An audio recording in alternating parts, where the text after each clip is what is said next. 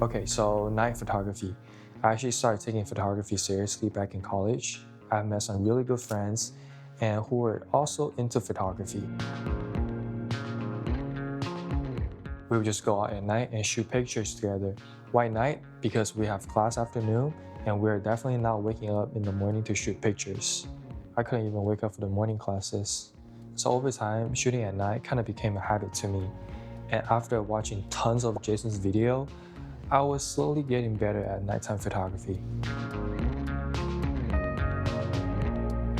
But at first, I didn't know what I was doing.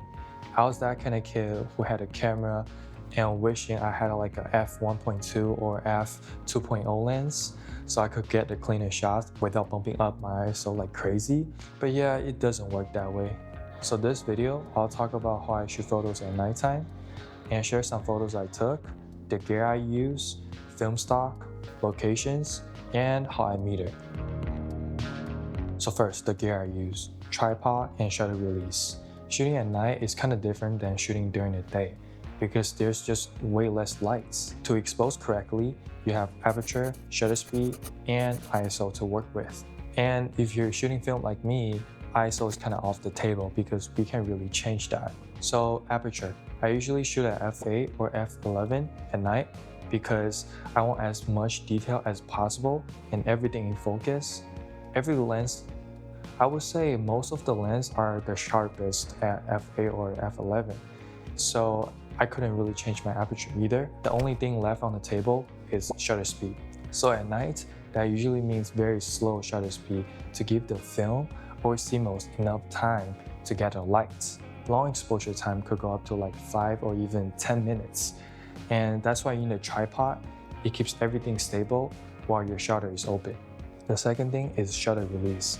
Even small movements from pressing the shutter button can shake the camera during long exposures.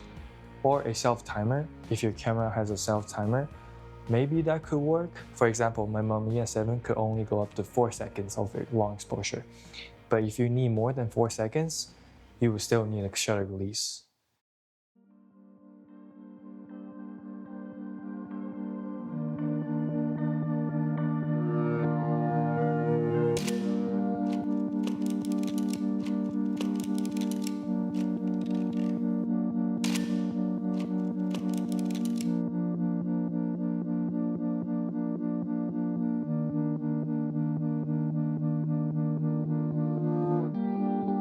Okay, so film stocks. I'll recommend you go for something like Portra 800 or Cinestill 800T because it's cold out there at nighttime, dude. Well, more of that.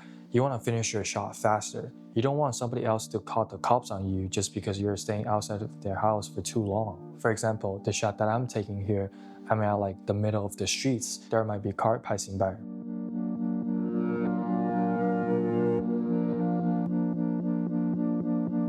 And just because I want that frame so bad, so I end up wasting a frame.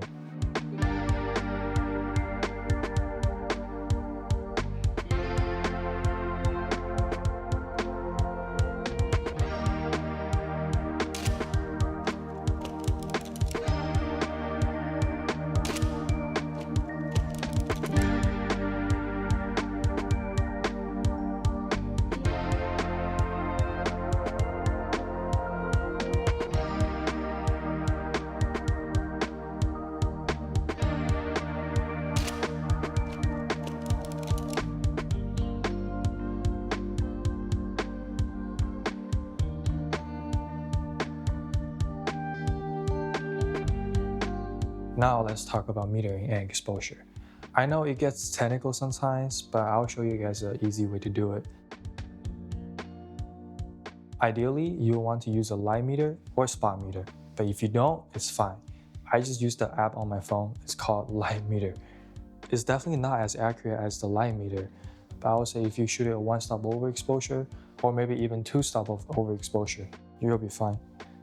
When you're metering at night, there's something called reciprocity failure. So basically, the longer the exposure time is, the less sensitive the film becomes. For example, you decided to shoot a scene and you have to find the middle gray of your frame.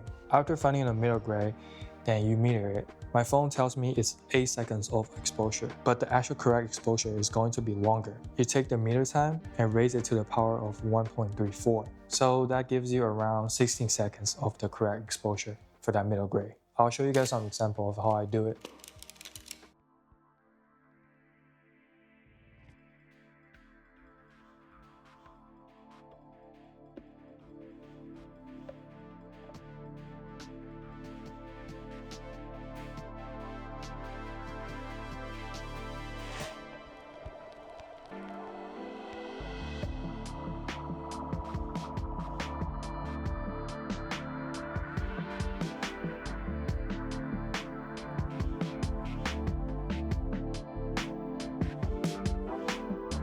Okay, I gotta jump in real quick. I really like this shot, and I don't know why this cactus is giving me a middle finger. I don't think I'll nail this shot if I'm shooting with Mamiya 7. Rangefinder has a little bit of parallax, so what you see in the viewfinder is slightly different from what the lens actually sees. But fortunately, I was shooting with the Mamiya RZ67. The backlighting on the cactus just gives me a really dramatic feeling. Talking about backlighting, here's another tip for you to shoot photos at night. Try not go for the scenes that has a really big contrast. If the difference between highlights and shadows is too many stops, it becomes really hard to balance the exposure in that shot.